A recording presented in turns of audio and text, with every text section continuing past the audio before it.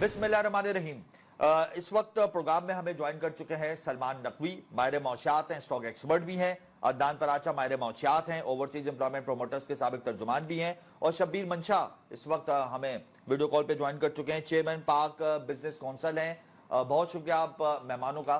عدنان پراچا، مجھے یہ بتائیں کہ آئندہ والے دنوں میں پیٹرول اور مسوار کی قیمتوں میں بھی اضافہ ہوگا، بجلی بھی مہنگی ہوگی، گیس بھی مہنگی ہوگی، تو انفلیشن تو اور بڑھے گی. جب انفلیشن کے فیگرز کی بات کی جاتی ہے تو آئندہ والے دنوں میں تو انفلیشن کے فیگرز آؤٹ آف کنٹرول ہوں گے. تو شرح سود کو اگر 22% پر ہی مستحکم رکھا جائے گا آئندہ والے دنوں میں بھی، تو آپ سمجھتے ہیں کہ سروائیول ہو پائے گا؟ دیکھیے، بہت شکریہ. شرح سود تو پچھلے ایک سال سے اسی رینج پہ کھڑا ہے، جس کی وجہ سے انڈسٹری جو ہے ان کا چلنا محال ہو گیا ہے. دیکھیں، اس ٹائم پہ تو انڈسٹری کے لیے تقریباً 5 سے 7 سال کے منیمم ایک پالیسی بنانی چاہیے، تاکہ ایک گورنمنٹ اگر وہ پالیسی بنائے تو اگلی گورنمنٹ اس کو کنٹینیوٹی ہونی چاہیے. یہاں پہ دیکھنے میں یہ آیا کہ ہمارے بزنس کمیونٹی کے لیے اگر ایک گورنمنٹ کوئی پالیسی بناتی ہے تو دوسری گورنمنٹ آ کے اس پالیسی کو چینج کرتی تھی، جس کی وجہ سے ہماری جو انڈسٹری کا پہیہ ہے وہ رکنا شروع ہو جاتا ہے. انفلیشن کے فگر بڑھنے سے کیا ہوا ہے کہ اس ٹائم پہ ہماری 50% جو ہے ہماری ایکسپورٹ اورینٹڈ انڈسٹری جو ہے وہ اس ٹائم پہ اپنی پوری شفٹ نہیں چلا پا رہی، اور کچھ انڈسٹری اس ٹائم پہ بند ہونے کے قریب آ گئی ہے. دیکھیں، اس ٹائم پہ انڈسٹری کو سانس لینے کی ضرورت ہے، سانس کا ان کو موقع دینا چاہیے. گورنمنٹ آف پاکستان کو، بزنس کمیونٹی کو، انڈسٹریلسٹ کو، ایکسپورٹرز کو، سب کو آن بورڈ بٹھا کے ان کے مطابق ایسی پالیسیز بنانی چاہیے تاکہ ہم ایکسپورٹ اورینٹڈ انڈسٹری کا اس کا کم سے کم پہیہ جو ہے 80 to 90% اسٹیج کے اوپر لے جا سکے. لیکن 22% انٹرسٹ کے اوپر کس طرح انڈسٹری چلے گی؟ ایک انڈسٹری اگر 1 کروڑ روپیہ اگر لون لیتی ہے تو وہ آپ یہ دیکھیں کہ اس کا انٹرسٹ ریٹ 22% کے ساتھ بینک سے جب لیتے ہیں 25% پہ وہ کھڑا ہوتا ہے. تو 4 سال میں وہ اتنا کیا وہ انڈسٹری اتنا کما پائے گی کہ وہ بینک کو وہ پے بیک بھی کرے گی اور اپنا پہیہ بھی انڈسٹری کا چلائے گی اور اپنا گھر بھی چلائے گی؟ یہ پاسبل نہیں ہے. اس کے ساتھ ساتھ ہمارے جو نیو ایونیوز جو ہیں وہ ایکسپلور کرنے کی ضرورت ہے. جب تک دیکھیں انٹرسٹ ریٹ کم نہیں ہوتا، اس کو 17 سے 18% پہ نہیں لائیں گے، اس وقت تک ہماری ایکسپورٹ اورینٹڈ انڈسٹری جو ہے اس کا چلنا ناممکن ہو جائے گا. 17 سے 18% پہ اگر شرح سود آ جاتی ہے تو یقیناً ہمارا ایکسپورٹ کا پہیہ چلے گا. بالکل درست کہا. اسی ٹاپک کو ہم کنٹینیو رکھیں گے، لیکن یہاں وقت بریک کا ہمارے ساتھ رہے گا. کامیاب نہیں ہونے دیا جاتا. عدنان پراچا، میں آپ کی جانب آؤں گا. اگر ہم کوئی پالیسی بنا بھی لیتے ہیں، ویسے تو ہم لوگ پالیسی کے لفظ پہ یقین ہی نہیں رکھتے، جو حقیقت بات ہے. جو لفظ پالیسی ہے اس کے پیچھے قوموں کا مستقبل محفوظ ہوتا ہے. ہم تو کوئی پالیسی بناتے ہی نہیں ہے. چلے ہم غلطی سے بنا بھی لیتے ہیں تو ہم اس کے اوپر امپلیمنٹ نہیں کر پاتے، اس کو کیری آن نہیں کر پاتے، ہم اپنی لائن ڈرا نہیں کر پاتے، میڈ ان پاکستان کے فارمولے پہ عمل نہیں کر پاتے. ہم کب اپنے پاؤں پہ کھڑے ہوں گے؟ کب ہم یہ سمجھیں گے کہ ہماری انڈسٹریز چلے گی تو ہماری ایکسپورٹ بڑھے گی؟ ہماری ایکسپورٹ بڑھے گی تو ہمارے ریزروز بڑھیں گے. آج بنگلہ دیش کہاں کھڑا ہے، ویتنام کہاں کھڑا ہے، انڈیا کہاں کھڑا ہے؟ ہم لوگ کیوں نہیں سمجھتا؟ عدنان صاحب، پرابلم کیا ہے؟ نہیں، جہاں تک آپ نے بات کی بنگلہ دیش کی، تو بنگلہ دیش کے ریزرو بھی اب 2021 کے مقابلے میں 2023-24 میں کم ہوئے ہیں. لیکن 20 ارب ڈالر ہیں، اور 20 ارب ڈالر جو بنگلہ دیش کے ریزروز ہیں، اتنے ڈالرز ہماری اشرافیہ کے پاس گھروں میں رکھے ہوئے ہیں. یہ دیکھیں، وہ ایک الگ کرپشن تو ہمارے ملک میں کوٹ کوٹ کے بھری ہوئی ہے. دیکھیں گیلانی صاحب، کرپشن ہر ملک میں ہوتی ہے، جی ٹھیک ہے نا. کرپشن کسی لیکن اس وقت تو ہم زبو حالی کی جانب گامزن ہیں. بنگلہ دیش تو ترقی کر رہا ہے، ہم تو اس وقت اپنی بات کریں گے. جہاں تک وہ آپ نے بنگلہ دیش کا نام فگر آؤٹ کیا تو اس وجہ سے کہا تھا. دیکھیں، میں نے پہلے بھی یہی کہا کہ پالیسیز جو بھی ہیں یہ 5 سے 7 سال یا منیمم 10 سال کی پالیسیز بننی چاہیے، جس کی کنٹینیوٹی ہونی چاہیے. جیسے کہ شبیر صاحب نے بولا ہے کہ جی پہلے ہمیں آئی پی پیز کی لائن پہ لگا دیا، جب وہ ہو گیا تو پھر اب وہ آئی پی پیز وداؤٹ پروڈکشن پیسہ لے رہے ہیں. پھر ہم نے جو کنزیومر ہے اس کو سولر کی سائڈ پہ لگایا. جب سولر لوگوں نے لگانا شروع کیا تاکہ بوجھ کم ہو اور اپنی کاسٹ آف لیونگ کو کم کیا جائے، تو پھر اب سولر کے اوپر پریشر آ گیا. تو اس طریقے سے اگر یہ پالیسیز بنائی جائیں گی کہ جو شارٹ ٹرم کی ہوگی، پہلے سی این جی کی لائن میں لگا دیا لوگوں کو، جب سی این جی لوگوں نے اپنی گاڑیوں میں کاسٹ کو کم کرنے کے لیے سی این جی لگائی، اب کہا کہ گیس نہیں، اب تو گھروں میں بھی گیس نہیں آ رہی پکانے کے لیے کھانا. تو پرابلم یہ ہے کہ ہماری پالیسیز جب تک بزنس کمیونٹی سے ریلیٹڈ پالیسیز بزنس کمیونٹی کو بٹھا کے نہیں کریں گے، اور اگر اوپر لیول پہ کی جائے گی تو پھر کبھی بھی آپ ملک کے اندر انڈسٹری کا پہیہ نہیں چلا سکتے. عدنان صاحب، ساری حکومتیں آ گئیں، تقریباً ساری پولیٹیکل پارٹی کی حکومتیں آ گئیں.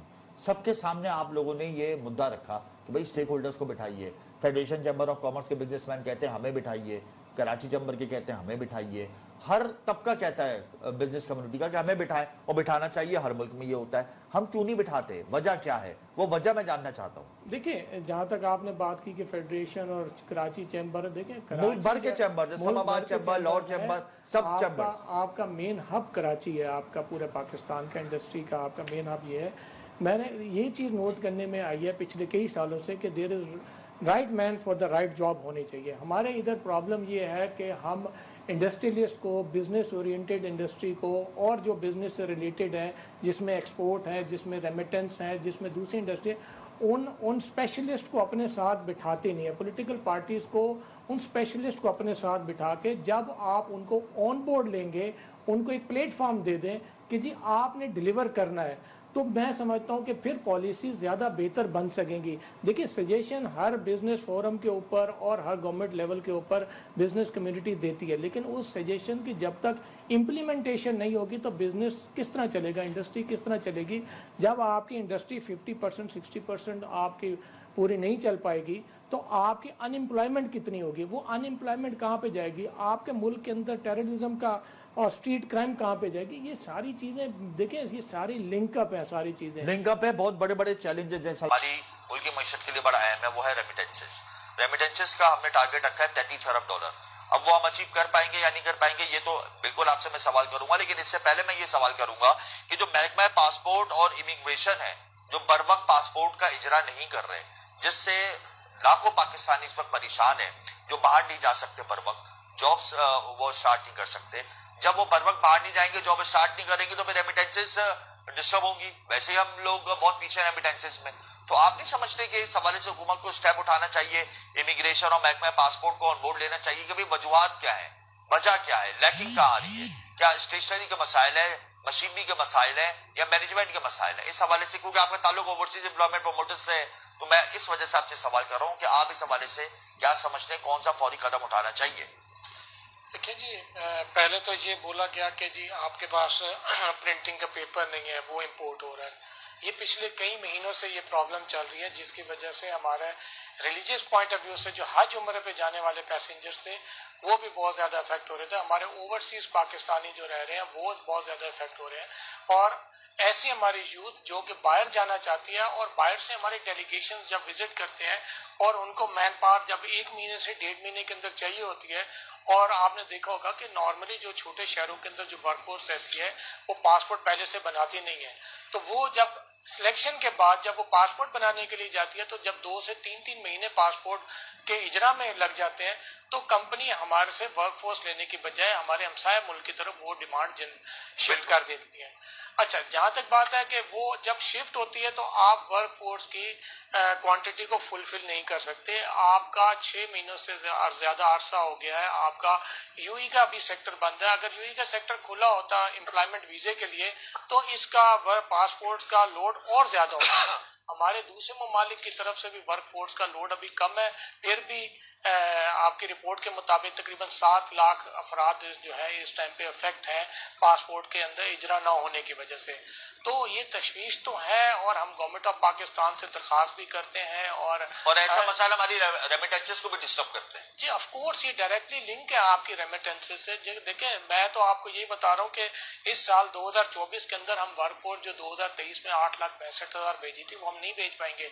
हालांकि हमने टारगेट जो हमने गवर्नमेंट के साथ सेट किया था, वो हमारा टारगेट था तकरीबन 10 से 11 लाख वर्कफोर्स भेजने का, जिसके अंदर हमारा मेन जो बेसिक स्टेप है वो पासपोर्ट का इजरा है। जब पासपोर्ट का इजरा 2-2 3-3 महीने नहीं हो सकेगा, फीस आपने बढ़ा दी, गरीब बंदा पासपोर्ट का इजरा के लिए जब ज्यादा फीस भी देगा और 2 से 3 महीने 4 महीने तक पासपोर्ट नहीं बनेगा, तो हम उसकी एम्प्लॉयमेंट की जनरेशन के लिए कहाँ पे काम कर सकेंगे। ये बहुत बड़ा एक सवालिया निशान है। इस पे गवर्नमेंट ऑफ पाकिस्तान को सीरियस एक्शन लेना चाहिए, डिपार्टमेंट्स को ऑन बोर्ड लेना चाहिए, और डिपार्टमेंट्स के अंदर जो कसूरवार लोग हैं जिन्होंने बर वक्त جو ہے پالیسی نہیں بنائی, وہی بات ہے کہ پالیسی نہیں بنائی, اس کا پیپر کا اجرا کے لیے ٹینڈرز نہیں دیے گئے, وہ سارا کچھ, تو ان کو قرار واقع سزا دیں تاکہ آئندہ آنے والے وقت میں اس طرح کی چیزیں نہ ہوں. ہمارے پاسپورٹ کے اجرا کے لیے آپ پاکستان کے ایمبیسیز کے اندر جو باہر جا کے پاکستانیوں کی لائنیں دیکھیں کہ وہ پاکستان کے باہر لائنیں کتنی لگاتے ہیں. ای پاسپورٹ کا پرابلم ہے, نارمل پاسپورٹ کا پرابلم ہے. تو یہ پاسپورٹ کا پرابلم ہمارے ساتھ چل رہا ہے. ہماری اوورسیز امپلائمنٹ پروموٹر ایسوسیشن جو ہے, ہم بھی کئی فورمز کے اوپر یہ درخواست کر چکے ہیں کہ دیکھیں اس چیز کا جو بیسک ہمارا جو پہلا سٹیپ ہے اس کو آپ فلفل کریں تاکہ ریمیٹنسز کے اندر اضافہ بنا سکے. فسکل ایئر کی اینڈنگ میں ریمیٹنسز کا ٹارگٹ اچیو کر لیں گے ہم لوگ 33 ارب ڈالر کا. نہیں جی, ریمیٹنسز ہماری 28 ارب سے زیادہ ہماری ریمیٹنسز اس فسکل ایئر 2023-24 میں میکسیمم 28-28. جی بالکل, اس سے زیادہ ہم نہیں جا سکیں. یعنی ہم نہ ایکسپورٹ کا ٹارگٹ اچیو کر پائیں گے 30 ارب ڈالر کا, نہ ہم اپنی ریمیٹنسز کا ٹارگٹ اچیو کر پائیں گے 33 ارب ڈالر کا. تو ہم دونوں ٹارگٹ اچیو نہیں کر پائیں گے, یعنی پھر ہمارا جو کرنٹ اکاؤنٹ بیلنس ہے وہ ڈیفیسٹ میں جائے گا. دیکھیں جی, یہ تو المی ہے, اسی لیے تو بزنس کمیونٹی شور میں چاہ رہی ہے, ایکسپورٹ انڈسٹری والے خود شور میں چاہ رہے ہیں, ہم ریمیٹنس کما کے لا کے دینے والے ہم شور میں چاہ رہے ہیں کہ نئی پالیسیز بنائی جائے, ہمیں آن بورڈ لیں, اسٹیک ہولڈرز کو آن بورڈ لیں, ہمیں پلیٹ فارم تو پرووائڈ کریں. ہم سے سجیشنز لینے کے بعد اس کی امپلیمنٹیشن نہیں ہوگی تو ہم کہاں سے ریمیٹنسز اور آپ کی ایکسپورٹ کو بڑھا کے ڈالر لا کے ملک کے اندر لا سکتے ہیں. بالکل آپ صحیح کہہ رہے ہیں, سجیشن لینی چاہیے پر اس کے اوپر امپلیمنٹ کرنا چاہیے.